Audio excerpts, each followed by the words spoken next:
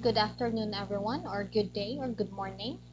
I will be presenting my research entitled Microplastics in Northern Mindanao, Characterization and Polymer Analysis Across Diverse Aquatic Environments.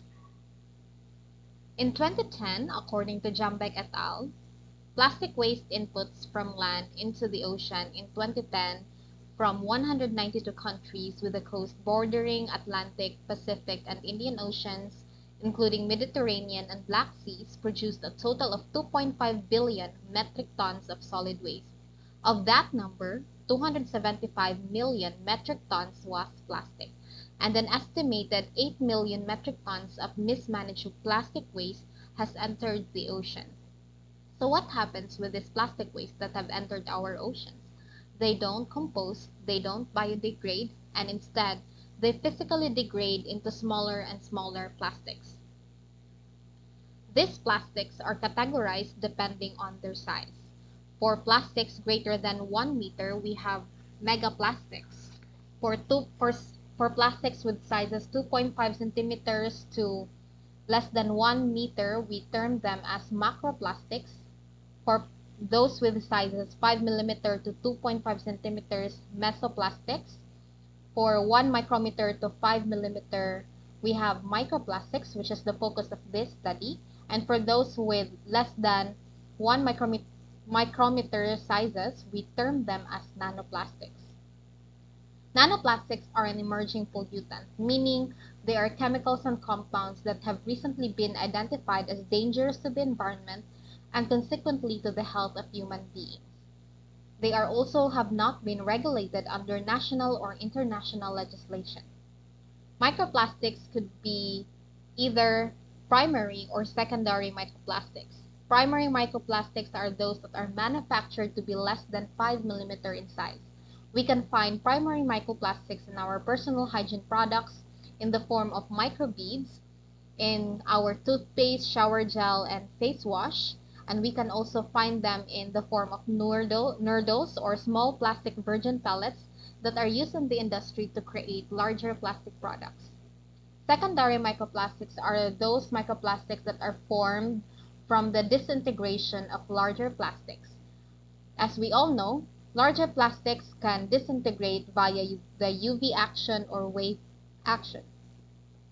Microplastics are also planktonic, meaning they freely drift and are subject to the currents of the aquatic environments where they are. Microplastics are highly diverse. They can have different sizes, different shapes, or different morphotypes. They have different polymer types or chemical composition, and they can have different colors. This makes them a complex pollutant and a multifaceted stressor in the environment.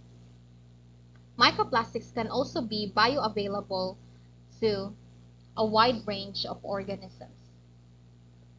When we have these microplastics in our aquatic environments, they could adhere to plants and other organisms and could subsequently be transferred into the food web. They could also be retained via biofilms and by macrophytes. Because of the unique chemical composition of our microplastics, they can also be a vehicle for other pollutants like our pathogens, heavy metals, and pesticides, and many more. When these pollutants adhere to microplastics and the microplastics are then subsequently taken up into the food web, they could bioaccumulate and have biological effects. There has been studies recently that tells us that microplastics have been found in the human placenta and even in the human semen. Here in the Philippines, we are actually termed as a sachet economy because we use almost 60 billion sachet and generate, depending on the number, depending on the source, we have 2.3 million tons to 2.7 million tons of plastic waste each year, and an estimated 20% of this ends up in the ocean. And only 28% of these is being recycled. The remaining waste often ends up in our water bodies, contributing to severe plastic pollution.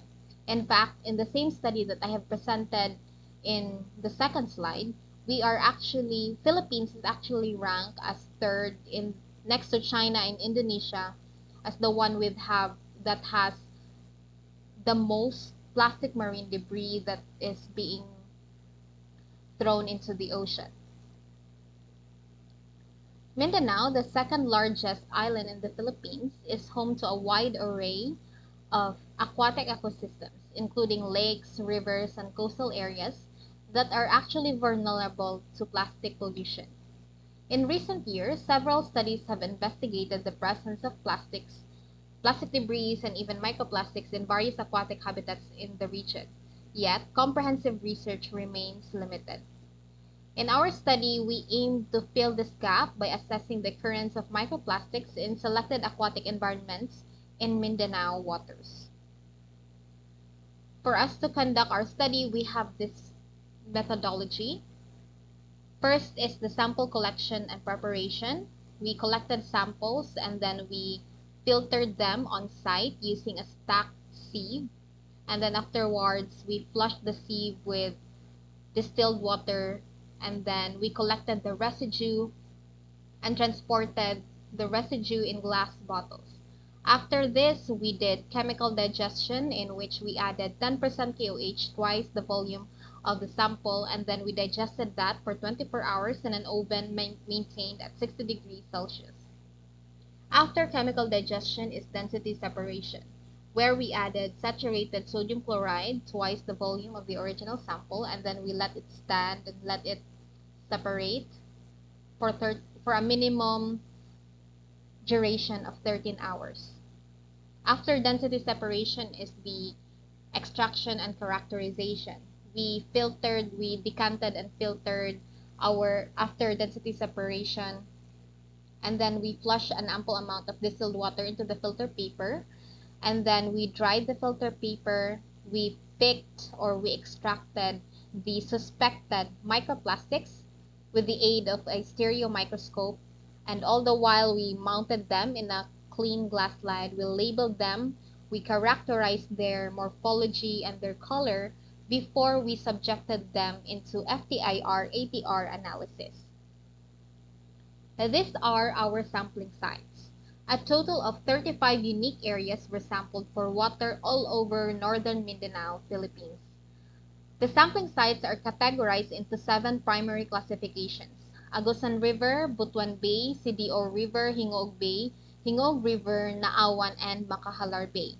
Within these classifications, individual sampling points are further delineated into coastal, estuarine, fish cage, mangrove, pond estuary, river, and river estuary.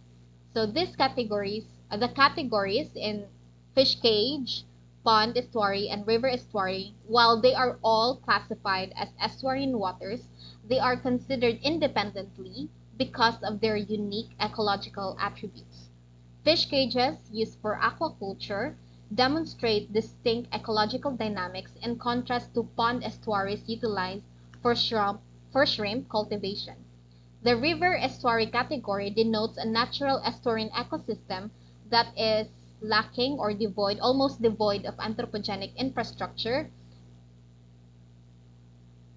For our results, a total of 44 polymer types were detected in all sampling areas.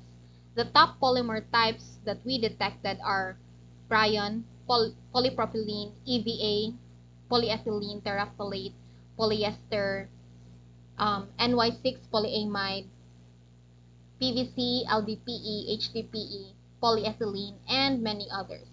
Rayon is actually a type of regenerated cellulose and is the top polymer type that we have detected overall. Polypropylene, which can have a variety of uses, is the next most abundant. So from our results, the polymer types that are commonly used are also the ones that are the most abundant by overall count. Microplastic profile by area type revealed that river and coastal sampling sites have the most diverse of microplastic polymers that are present. Rivers frequently receive runoff from multiple land-based sources like industrial sites, agricultural fields, and urban areas. These sources introduce a variety of plastics, including packaging materials, agricultural films, and industrial residues, resulting in a diverse array of polymer types. In addition, the varying flow rates, water depth, and channel morphology of rivers contribute to the fragmentation and transport of microplastics. This means that some plastics may settle in slow-flowing areas while others are carried downstream.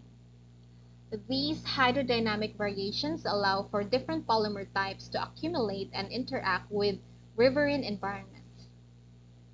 Rainfall and seasonal changes can also lead to episodic inputs of plastics into rivers, further diversifying the types of polymers present.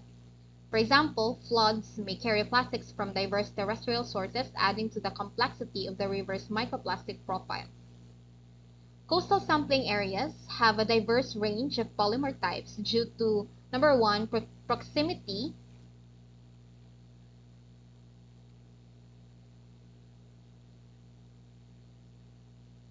Coastal sampling areas have a diverse range of polymer types due to, number one, proximity to multiple pollution sources, mixed mixed land and marine inputs, third, high human activity in beaches, and fourth, due to ocean currents and tides.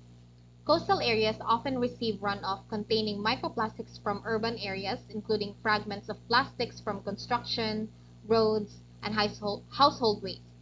Fishing, shipping, and recreational activities contribute fibers, filaments, and fragments from microplastics from nets, ropes, and other gears.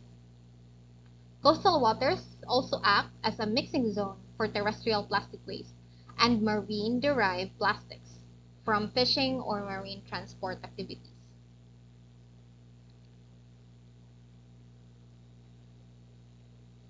A total of 15 colors were detected in all sampling sites. All colors are found in the coastal sampling areas. The top 10 colors are transparent, blue in sequence, transparent, blue, yellow, red, brown, black, white, green, gray, and pink, and then many others. Only 7 out of the detected 15 colors are found in estuary sampling sites. In fish cages, only 5 out of 15 colors are found. In mangrove sites, 12 out of 15 detected colors are found. In pond estuary sites, 10 out of 15. River sites, 9. River estuary sites, 5 colors were found. A total of 6 morphotypes of microplastics are found in all sampling sites. Fibers are thin, rounded, elongated, and thread-like particles, while fragments are irregularly shaped broken pieces of larger plastic items. Filaments are actually a subtype of fiber but is more flat than rounded. Films are flat and sheet-like.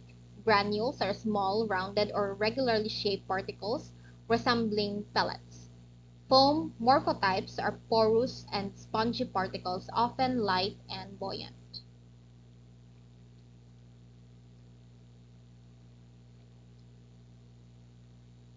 A total of 6 morphotypes were found in all sampling sites. Fiber and filament occurs in 6 out of 7 area types, while fragment and film occurs in all area types.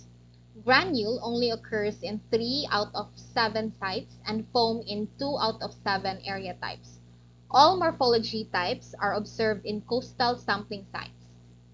Fiber, fragment, film, and filament are found in estuary sampling sites. In fish cages, only fiber, fragment, and film are found. It is actually surprising to note that fiber doesn't occur in mangrove sampling sites. All other morphology types are actually found in the mangrove sampling sites. In shrimp ponds in estuary sampling sites, all morphology types are found except foam microplastics. In river sampling sites, granule and foam are not found. In river estuary sampling sites, which is a combination of river and estuary sampling sites, only fiber, fragment, and filament microplastics were found. A total of 15 colors were found in all sampling sites. All colors are found in the coastal and sampling sites. Only 7 out of the detected 15 colors are found in estuary sampling sites. In fish cages, only 5 out of 15 colors are found.